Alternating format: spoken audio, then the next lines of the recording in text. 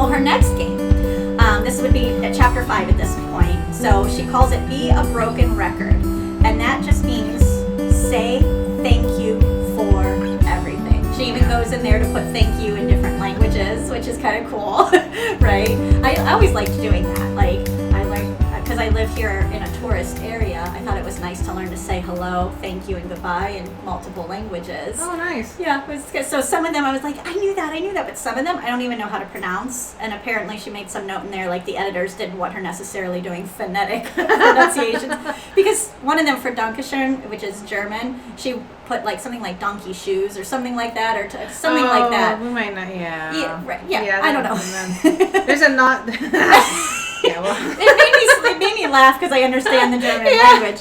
But anyways, so it was neat to see that. But there is something about just being grateful for everything. It's so true. And taking time to say thank you. And I realized about myself, a lot of times I'm very quick to say, oh, I'm sorry. Like, I work in a place where we get a lot of customers, even separate from Saige, right? So I'm helping customers or associates, and if something has happened, even though it's not my fault, I would be quick to say, oh, I'm sorry you're dealing with that, right? As a form of offering empathy.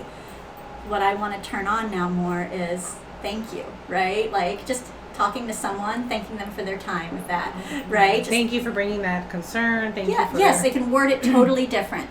Just thank you. Thank you for bringing that to my attention. Yes, I definitely agree. Even in our customer service issues, one of the things that we always do is say thank you for reaching out to us, because the reality is a lot of people just go and complain and never actually reach out to the manufacturer, right, or to know that there's anything to fix. Exactly. Right? Yeah. I know I cannot remember the person's name right now, but there is somebody who is famous and successful had said that mistakes or upset customers are your best learning platform, right? So, just like reviews. Yeah, absolutely. Yeah.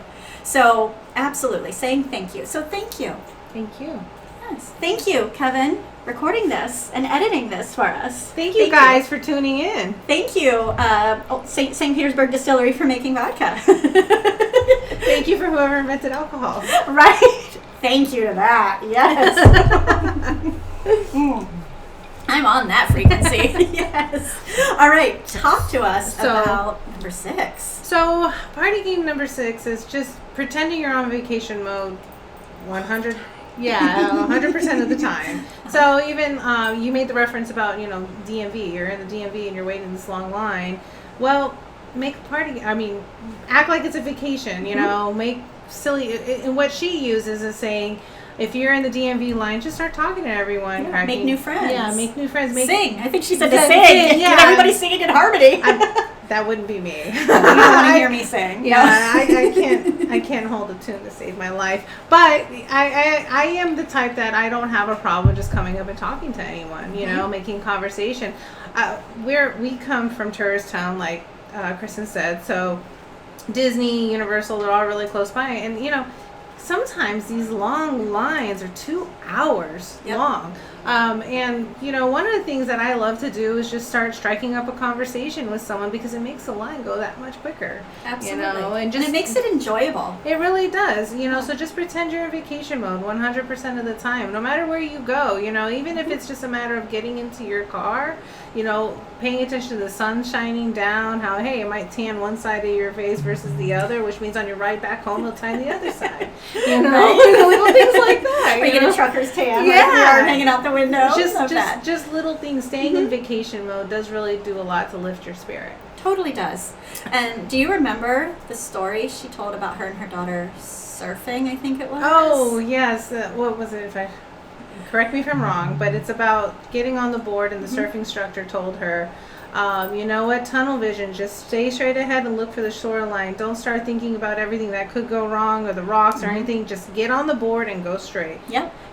So keep your eye on the beach. Yeah, keep your eye on the beach. Yep. Yeah. So what I liked is that, there they are learning to surf, and his instruction is keep your eye on the beach, right?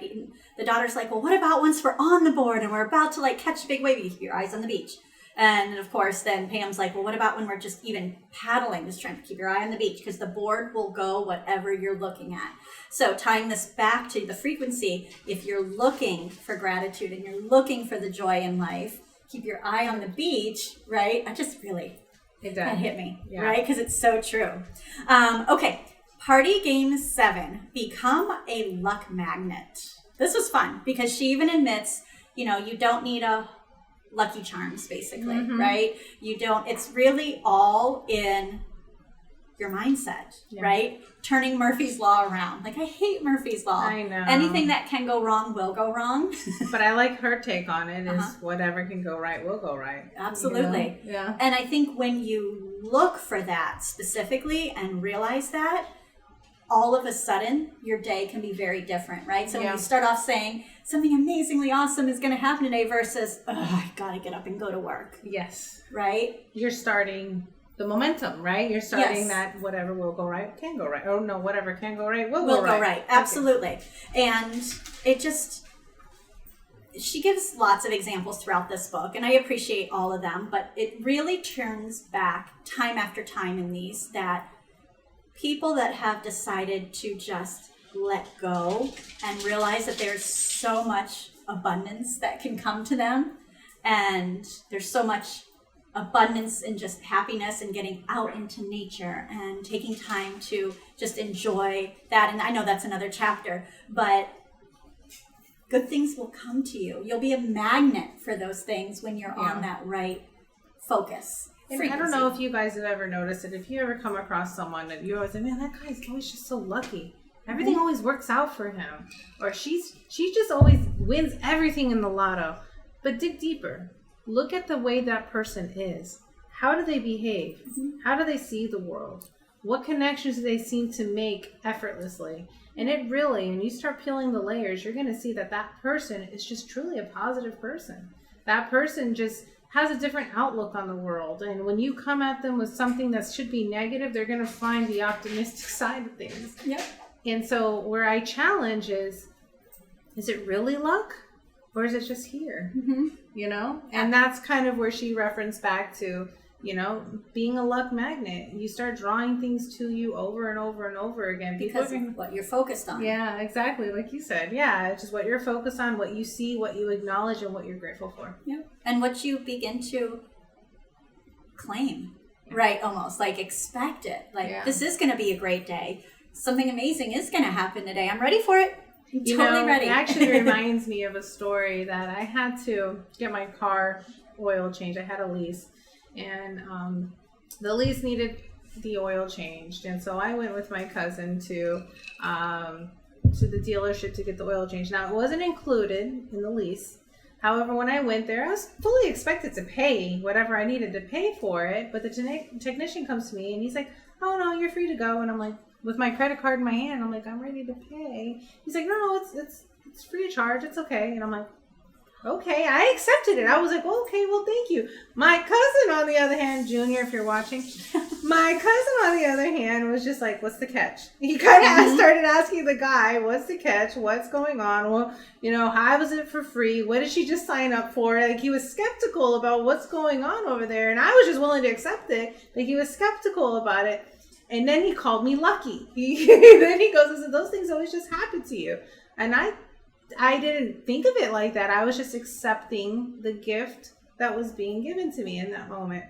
But yeah, I am always called lucky. Things like that happen and people call me lucky. And I thought, and now as I've been educating myself, I'm starting to think it's just a different mindset. And I think knowing who you truly are and how you approach things and how you look at things and how you kind of respect everybody and show gratefulness for any relationship you have, even if it's a stranger that you just met, it doesn't surprise me that just flows towards you because you put out so much good. Thank you. Oh, absolutely. Thank but you. You're right. Like, look at people and those people who seem stuck in a rut and just it's bad thing after bad thing.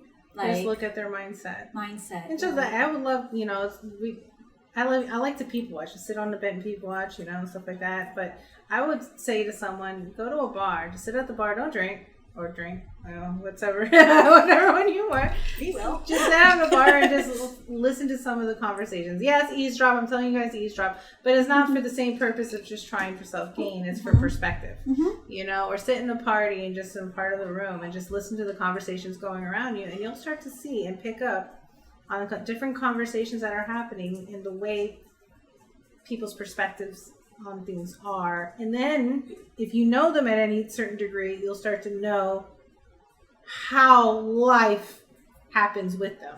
Sure. You know? And I think it's interesting because we do hear this a lot. Oh, they're just so lucky with this. Like we talk to either business owners or other friends, and they just seem to sometimes have I'm dealing with this mindset, or things are happening to me. Yeah.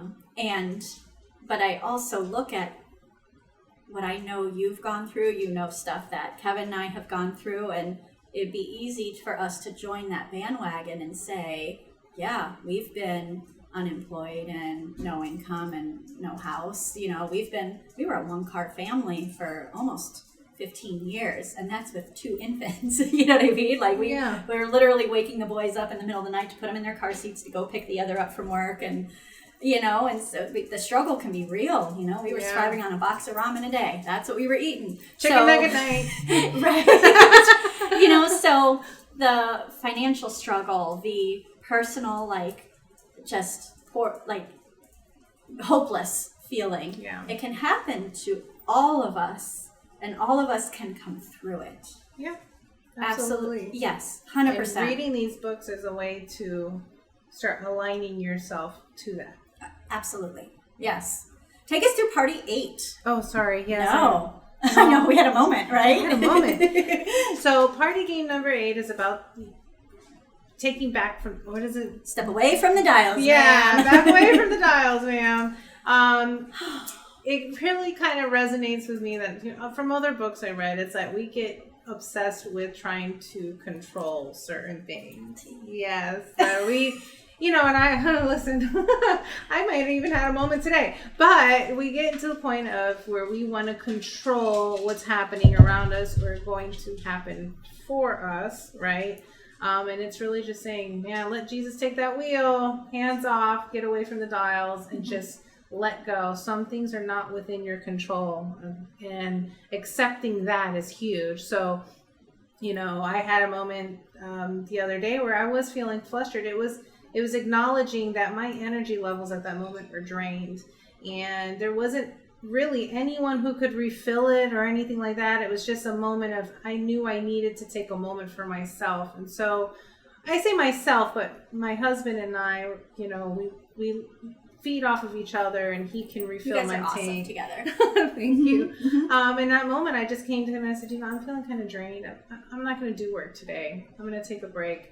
You want to go for a picnic? And so he said, yeah. And so we just packed up a picnic and went outside, sat under a tree, and spent a couple hours there just conversing. And at one point, we weren't even conversing. We were just kind of like looking up at the sky, just watching under the trees and having a good time.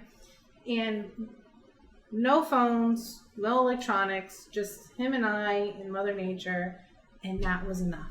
That was enough to fill myself back up and say, okay, here we go. I'm back at vibration again. Let's do this. Yeah, yes, let's go. Absolutely. Yeah. Kind of being out in nature, being away from the routine, and being with your life best friend refilled your tank. It did. Basically. And that was me just saying, I can't solve. It was draining that day because there was a problem that I was faced with that I really wanted to solve it. I really wanted to take control and say, no, I got this. I'm going to solve it before the end of the day. And then at one point it was just like, but I'm not in the right headspace, and it's not serving me at this moment, and just let it go and just said, okay, I'll revisit again later once my tank is filled.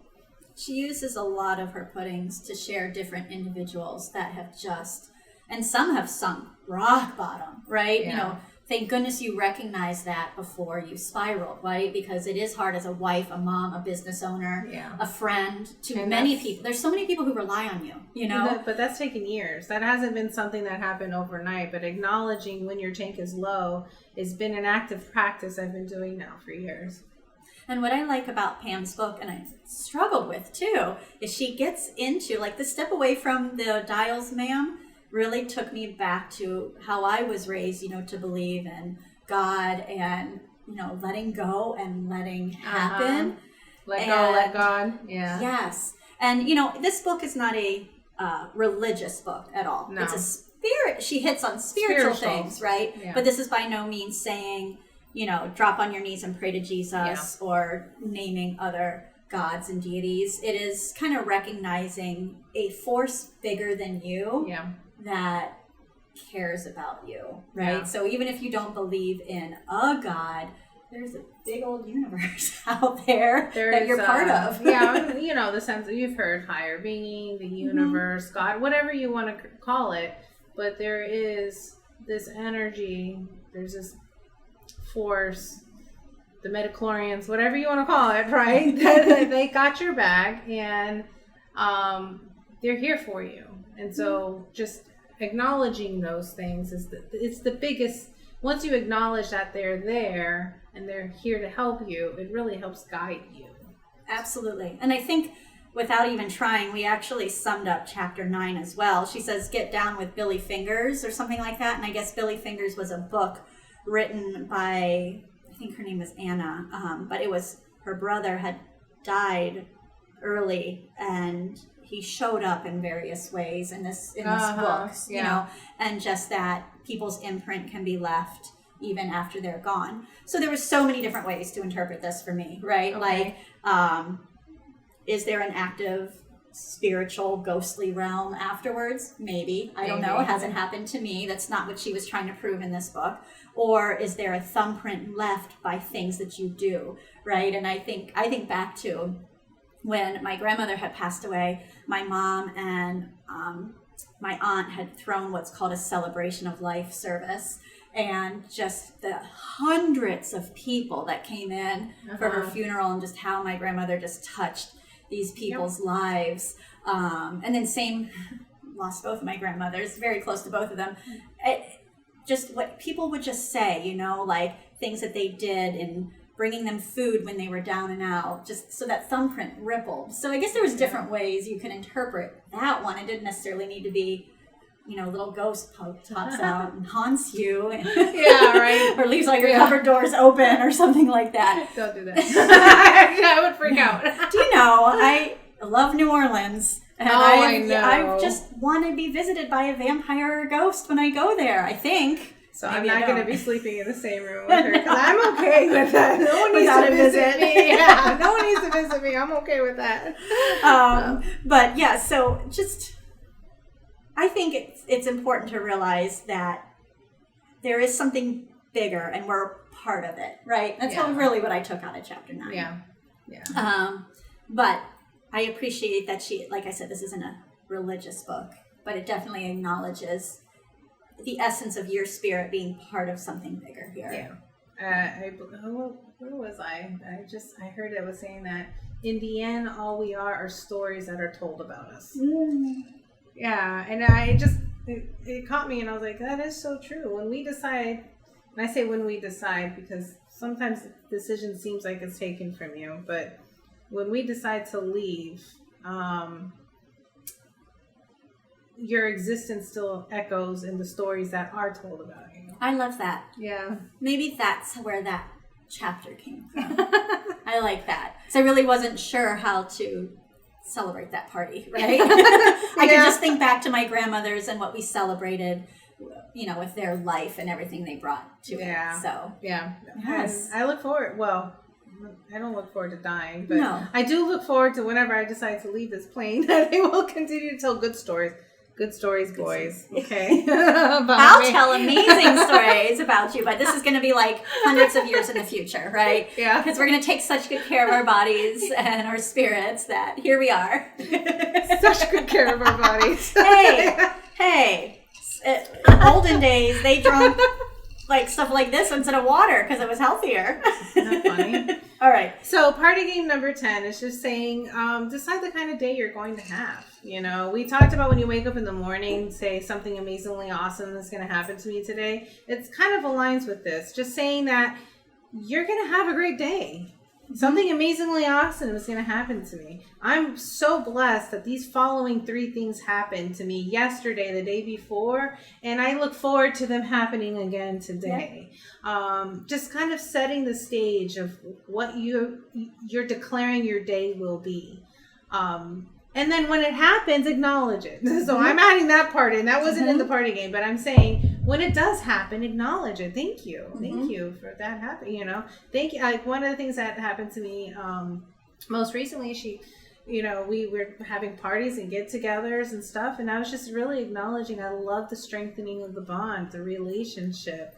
I look forward to coming here and doing these podcasts with so you. much fun. And I just, acknowledging that I knew today was going to have an amazingly awesome day because I was going to see my friend Kristen, and just acknowledging it, saying it's going to happen, and declaring it. Just be it. And that's what I took from party game number 10. I like when she brings in, thank you, and I agree. I look so forward to these. I like when she gave the example of like Netflix or Amazon will give you suggestions based on what you trend. Yes. Right? So if you tend to always watch, yeah. Love story movies, you're going to keep getting references to that. Or if you keep buying things for your dogs on Amazon every week, you're going to get lots of suggestions for things for dogs. But anyways, so goes with life, right? Life will give you what you trend. So if you wake up and you're focused on it being an amazing day, that many amazingly wonderful things are going to happen, and you're grateful for this, and you're grateful for your spatulas for every season, right? Then that's going to change what life throws at you and puts in your inbox, if you will. You decide what's your algorithm. Your algorithm, you get Facebook, you start scrolling, are you going to see everything bad happening to you? Or in your Facebook scrolling, that algorithm picks up, is going to start showing you everything that makes you happy. Same thing in the morning. Decide what your algorithm's going to be for the day. Yeah. And I think she talks about the guy from The Office. Oh, right? yes. Thank you for reminding me. Yeah. So I love the show The Office, and the writer is BJ Novak. What did he say? He said, I just want to make sure I have her. Being in a good mood is the most important part of the creative process, 100% of the time. And I 100% agree with you, BJ, because it's so true. The visionary part of being a business owner happens when I'm feeling my best. When I'm feeling positive, I'm grateful for everything. My tank is full.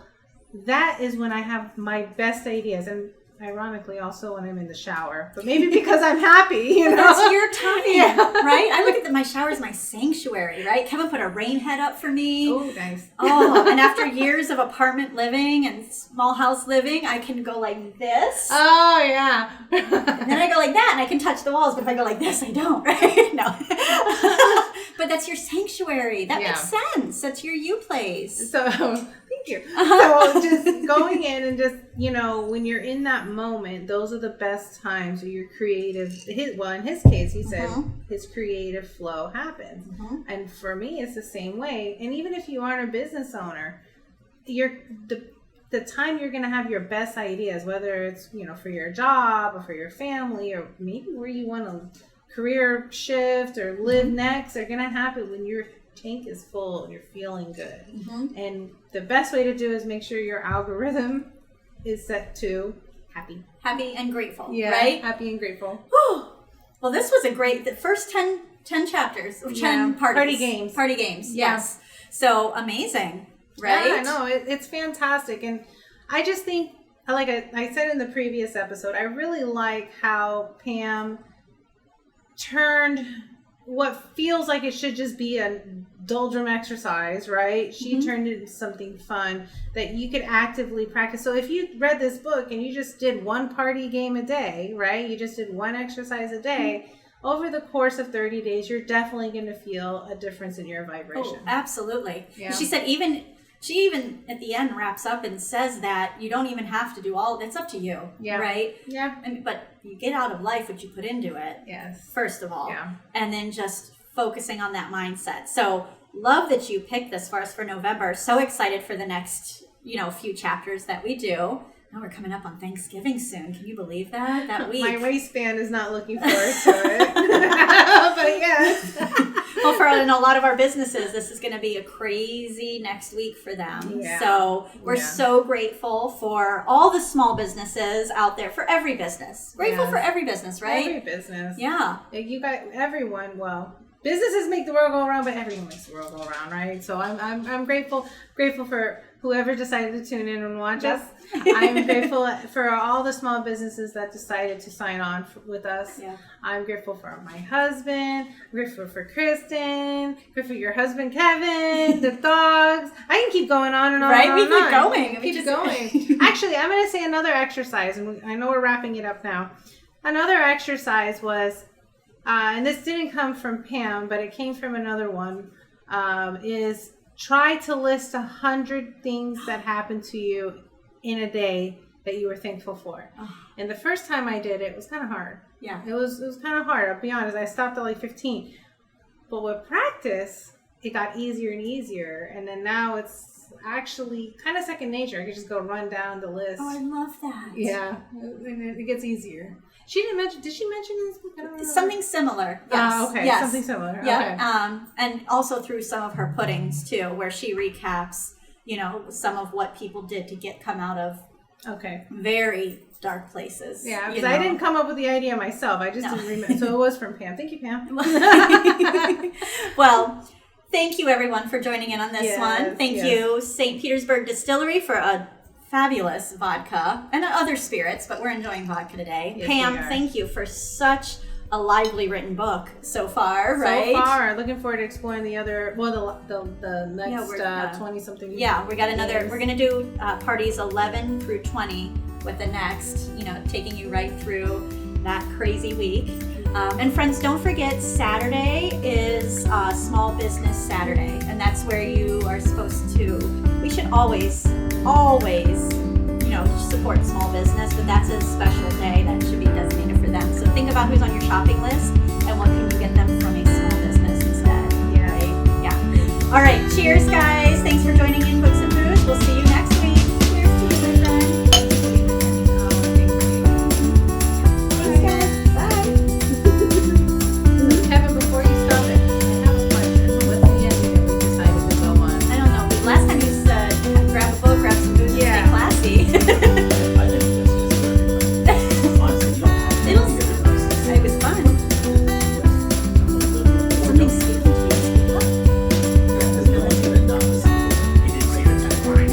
No, I know, but it feels like, maybe that was my sign. That was my sign. Never mind, forget the tagline.